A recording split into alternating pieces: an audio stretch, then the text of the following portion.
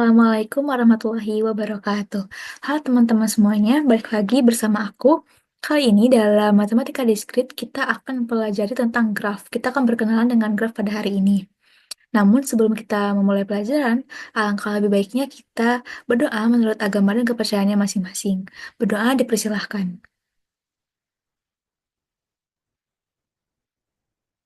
Berdoa selesai. Nah, jadi kita akan bahas dimulai dari sejarah graf itu sendiri.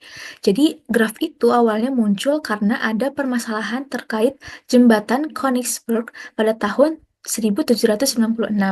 Untuk gambar jembatan itu bisa teman-teman lihat di sebelah kanan ini yang atas. Ini merupakan jembatan Königsberg pada tahun 1736. Di sini ada beberapa jembatan dan di situ ceritanya tuh kayak air gitu yang mengalir. Dan ini yang huruf A, huruf C itu tuh daratannya ceritanya. Nah, jadi graf itu digunakan untuk merepresentasikan objek-objek diskrit dan hubungan antar objek-objek tersebut. Nah, graf yang merepresentasikan jembatan Königsberg itu ada simpul atau vertex dalam bahasa Inggris yang menyatakan daratan. Jadi yang huruf A, B, C ini tuh merupakan simpul sebutannya atau vertex. Nah, kalau sisi atau edge itu menyatakan jembatan. Jadi ini ada yang jembatan nih. Nah, ini itu merupakan simpul sisi atau edge. Nah, dari jembatan Königsberg ini muncul pertanyaan, bisakah orang melalui setiap jembatan tepat sekali dan kembali lagi ke tempat semula? Jadi misalkan aku mulai dari jembatan yang daratan D ini. Nah, bisa nggak sih aku tuh ngelewatin jembatannya ini, semuanya tepat sekali terus balik lagi ke daratan yang D ini tanpa adanya perulangan gitu, ngelewatin jembatan dua kali tanpa ada yang kayak gitu. Dan itu mirip sama soal-soal ice breaking di TikTok yang bilang kayak coba hubungkan dari titik ini ke titik ini tapi semua titik yang di tengah-tengah itu terlewati gitu sekali tanpa adanya ngangkat spidol misalkan kayak gitu. Nah, itu tuh merupakan persoalan dari graf juga gitu. Jadi kita bisa menyelesaikan soal-soal yang kayak gitu pakai graf dalam matematika. Nah, si jembatan Königsberg ini kalau misalkan kita representasikan dalam bentuk graf, dia akan bentuknya seperti yang di bawah ini. Jadi si daratan ini kan tadi kita sebut sebagai simpul. Kita tandai dengan titik. Titik C, titik A, titik B, titik D. Sedangkan yang jembatan ini itu kan sisi ya, atau edge. Nah, itu kita lambangkan dengan garis ya, kalau dalam bentuk grafnya kayak gini. Jadi si jembatan Königsberg yang atas ini, kalau kita representasikan dalam bentuk graf, dia gambarnya akan seperti ini.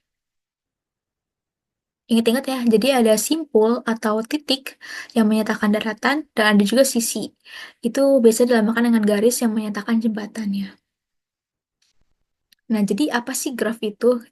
Nah, graf G sama dengan VE. V itu vertex, E itu edge. V itu kan tadi sisi, simpul, E itu sisi. Yang dalam hal ini, V itu himpunan tidak kosong dari simpul-simpul atau vertices. Misalkan himpunan V1, V2, dan seterusnya sampai Vn. Sedangkan E itu himpunan sisi atau edges yang menghubungkan sepasang simpul. Contohnya himpunan S1, himpunan E2, dan seterusnya sampai En. Nah, di sini ada contoh-contoh grafnya. Sini graf yang pertama. Graf pertama itu adalah graf dengan V, himpunan V atau himpunan vertexnya itu 1, 2, 3, 4. Ingat ya, V itu tadi vertex atau simpul. Jadi kita lihat titik-titiknya. Di sini di graf 1 itu ada titik 1, titik 2, titik 3, sama titik 4. Makanya di sini himpunan V-nya itu 1, 2, 3, 4. Sedangkan himpunan E atau edges, itu edges jembatan kan. Jembatan atau kalau dalam grafnya itu garis. Di sini garis yang menghubungkan dua simpul. Di sini ada garis yang sebelah sini nih, itu menghubungkan simpul satu dan juga simpul dua. Lalu ada sisi yang menghubungkan simpul satu dan simpul tiga, ada sisi yang menghubungkan simpul dua dan tiga, ada simpul yang menghubungkan, ada sisi yang menghubungkan simpul dua dan empat, dan juga ada sisi yang menghubungkan simpul tiga dan empat. Nah, yang graf 2 itu dia simpulnya tetap sama ya, ada 4, 1, 2, 3, 4, tapi sisinya itu nambah banyak. Di sini ada yang gelang gitu, sisi gelang gitu. Karena di sini tuh ada dua sisi yang menghubungkan satu pasang simpul. Jadi sini simpul 1 dan 3 itu ada dua sisi yang menghubungkan, yaitu sisi E3 dan juga sisi E4. Begitu juga dengan simpul 3 dan 4, itu tuh ada dua sisi yang menghubungkan, yaitu sisi E6 dan juga E7. Itu dia disebutnya sisi gelang. Nah, yang graf 3 itu juga sama aja, simpulnya ada 4, 1, 2, 3, 4, tapi di sini ada sisi gelang dan ada sisi loopnya. Itu ada yang bulatnya itu kan. Itu tuh disebutnya sisi loop atau berulang gitu. Jadi ada di graf itu ada sisi yang menghubungkan simpul itu dengan simpul itunya sendiri lagi. Jadi kan sini simpul 3. Nah, dia itu dihubungkan oleh si E8. Jadi dia bisa terhubung ke dirinya lagi sendiri gitu. Nah, pada G2 yang tadi ya, sisi E3 atau simpul 1 dan 3 dan sisi E4 atau simpul 1 dan 3 itu dinamakan sisi ganda atau tadi aku bilangnya sisi gelang ya. Itu sama aja, sisi ganda tapi lebih ininya sih, lebih populer. Karena kedua sisi ini menghubungi dua buah simpul yang sama, yaitu simpul 1 dan simpul 3. Nah, pada graf yang ketiga tadi juga ada sisi E8 ya, yang menghubungkan simpul 3 dengan dirinya sendiri lagi, simpul 3-nya lagi. Itu dinamakan gelang atau kalang atau loop ya, karena ia berawal dan berakhir pada simpul yang sama. Nah, jenis-jenis graf. Selanjutnya kita akan berkenalan dengan macam-macam graf gitu, jenis-jenisnya. Ada graf sederhana atau simple graph. Nah, graf yang tidak mengandung gelang maupun sisi ganda dinamakan graf sederhana. Jadi graf satu tadi yang awal itu termasuk graf sederhana karena dia tidak mengandung sisi ganda ataupun gelang ya. Contohnya juga di sini ada lagi yang lain, ada 3, ada yang kayak gini sama gini. Ini kan nggak mengandung sisi ganda ataupun gelang ya. Nah, selanjutnya ada graf tak sederhana atau unsimple graph. Nah, jadi kalau unsimple graph ini kebalikan dari graf sederhana. Jadi dia itu graf yang mengandung sisi ganda ataupun gelang, dinamakan graf tak sederhana. Di sini kan contohnya yang ini dia mengandung ini ya, sisi ganda yang sebelah sini. Terus kalau yang ini dia mengandung gelang. Jadi termasuknya unsimple graph seperti itu.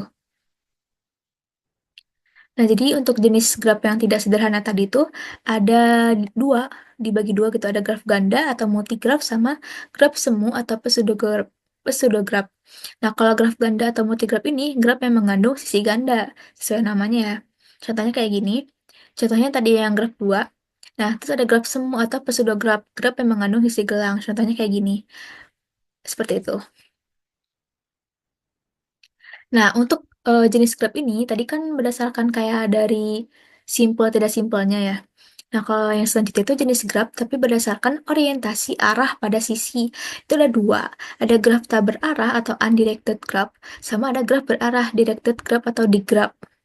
Nah, kalau graf tak berarah itu graf yang sisinya itu tidak mempunyai orientasi arah, disebut graf tak berarah. Nah, contoh-contoh yang tadi di sebelum-sebelumnya itu termasuk graf tak berarah karena dia setiap sisinya itu nggak punya orientasi arah. Sedangkan kalau graf berarah itu, graf yang setiap sisinya diberikan orientasi arah, disebut graf berarah. Contohnya kayak gini. Ini kan dia tiap sisinya itu kayak ada tanda panahnya gitu ya di ujung. Nah, itu disebutnya graf berarah, kayak gitu. Simpel kan? Jadi, kesimpulannya untuk jenis-jenis graf itu, kalau graf sederhana, dia sisinya itu tidak berarah. Apakah sisi ganda dibolehkan? Tidak. Sisi gelang dibolehkan? Tidak. Nah, untuk graf ganda, itu sisinya itu tidak berarah, tetapi sisi gandanya ada ya, tapi sisi gelangnya tidak ada. Nah, kalau graf semu, sisinya itu tidak berarah, apakah sisi ganda dibolehkan? Boleh ya. Dan sisi gelangnya diperbolehkan. Nah, untuk graf berarah, apakah sisinya berarah? Ya, berarah. Sisi ganda dibolehkan? Tidak. Dan sisi gelang dibolehkan? Ya. Sedangkan graf ganda berarah, itu sisinya berarah. Apakah sisi ganda diperbolehkan? Dibolehkan. Dan sisi gelang juga dibolehkan. Ini untuk kesimpulan dari jenis-jenis graf yang sudah kita pelajari hari ini. Jadi itu dia pengenalan tentang graf. Tentunya jenis-jenis graf ini tuh sangat penting itu sebagai pondasi kita untuk mempelajari terkait graf yang berikutnya gitu. Karena nanti tuh graf tuh kita bakal pakai buat eh, menyelesaikan persoalan-persoalan seperti yang tadi yang jembatan Konigsberg. Apakah kita bisa melewati jembatan, semua jembatan tepat satu kali dan balik lagi ke tempat semula gitu. Apakah bisa? Itu kita bisa pecahkan menggunakan si ilmu graf ini. Oke, sekian dari aku. Semoga apa yang aku sampaikan tadi bermanfaat dan bisa nempel gitu di otak teman-teman. Aku tutup. Wassalamualaikum warahmatullahi wabarakatuh. Bye-bye.